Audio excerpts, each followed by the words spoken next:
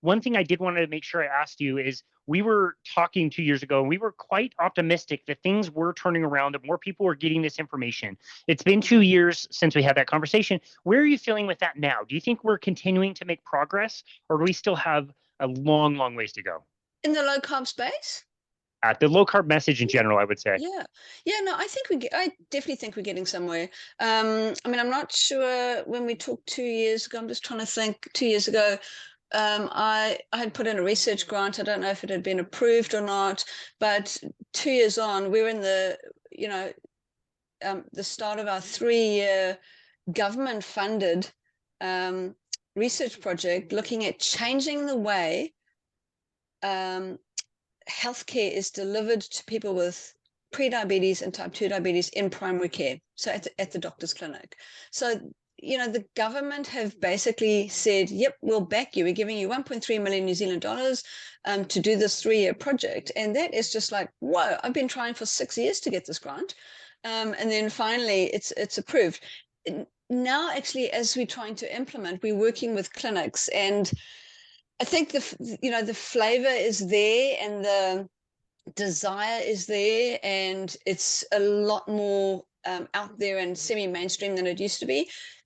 There's still resistance about the saturated fat LDL cardiovascular thing. That is still a thing. The low carb thing is not really an issue. We know that we can get B vitamins and fiber from other nutrients, but it's that whole area of lipidology that still needs to move from a scientific perspective a little bit further before people feel comfortable with it. And then, of course, in New Zealand, we've got a primary healthcare crisis. Like the doctors are overworked. There's, they've got patients waiting outside the doors for weeks. It's just it's an unsustainable system. So, the morph into different workforces like health coaches, training health coaches properly and bringing them into primary care. So this is the research that we're doing. It's not randomized controlled trial stuff. It's implementation science, which is doing something, implementing something in a real life context, and then evaluating it as it goes along. So certainly, I definitely think in 2 years it has moved. Even in New Zealand, it's moved, and it's, when it comes to the whole metabolic psychiatry and that whole mental health area, it's moved with like leaps and bounds in that area. So yes, we're progressing. Yay. Okay, that's great. Well, I appreciate that perspective. Again, when we talked earlier, you took an interesting kind of approach in the way that you were helping your clients do this. And obviously, this is very general and very high level, but using the approach of what you and I would call like a low carbohydrate approach, where we're just going to take the carbohydrates down. It doesn't need to be zero. It doesn't need to be totally ketogenic, but we can use that as a starting point. I really like that approach because I just think it makes it so much more accessible and friendly to everybody. And then once people kind of get used to the lower amount of carbohydrates, they can decide like, well, I'm already feeling good. I'm losing weight. Maybe this will get better if I go even further. And they can maybe handle that a bit more, or even decide, do I need these at all, and try a carnivore diet. But have you continued to kind of use that approach of, let's at least get the carbohydrates down below, what would you call like low carbohydrate? Is that like 150 for you?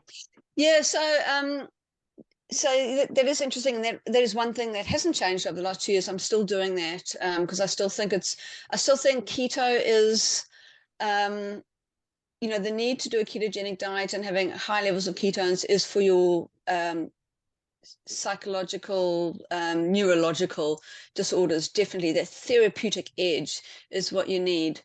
I sit in the low carb space, so it's a classic example. I had a type 1 diabetic yesterday who, it was interesting. He was a builder, and he said, I bought your book. I got diagnosed 5 years ago with type 1, bought your book, what the fat, and I went keto, and I did this, and I had beautiful blood sugars, and everything was great. And then I'm like, well, why are we talking now if everything was great? Oh, and I was, I just sort of fell off, and, being a builder typically lends itself to pies and energy drinks and all that kind of stuff. And it was, I constantly get this client that has done keto before, and it's worked so beautifully for them up until the point that it hasn't. And I just think it is too strict for a lot of people. And I think people don't really understand that they can do keto for a little bit and then come back to the low carb space and then do keto for a little bit. Obviously, body composition needs to be, if that's a goal, it needs to be put into the equation, and things need to be adjusted to align. But I always say to people when I'm talking to them, I say, look, our guidelines suggest, moderate to high carbohydrate diet. We're looking at 250, 300 plus grams of carbohydrate per day. The ketogenic diet is about 20 to 30 grams of carbohydrate per day. I'd like you to sit, depending on the context. They've got pre-diabetes or type 2 diabetes. I might say to them, I'd like you to sit somewhere between the 50 and 100 mark per day. If you go closer to 50, you'll probably get a better outcome, but know that you can sort of sit within that range.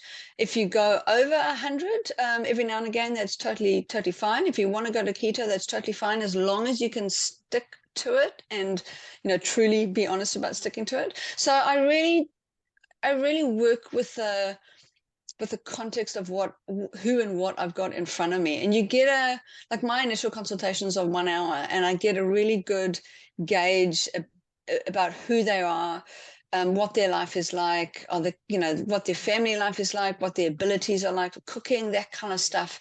And you kind of make a call, and then that's where your follow-ups are for, is to assess where they're at in this kind of range, and work from there. So yeah, definitely that low carb space. I know definition wise, keto is really beautifully defined. Low carb is not so beautifully defined. And I think having it under, our definition in New Zealand is anything under 45% of total energy. Well, I mean, that's ridiculous, because it could be 43%, and that's not really low carb. So I work in grams, and it also depends on what you've got in front of you. If you're working with an athlete that's doing 500, 600, 700 grams of carbohydrate a day, you'd either go hardcore and fat adapt them for a while, or you might sit at like the 150, 200 grams and toggle between under 100 and up to 200, depending on their training sessions. And again, it's very dependent on who you're talking to and what their goal is, as to where you go, as to where I go anyway.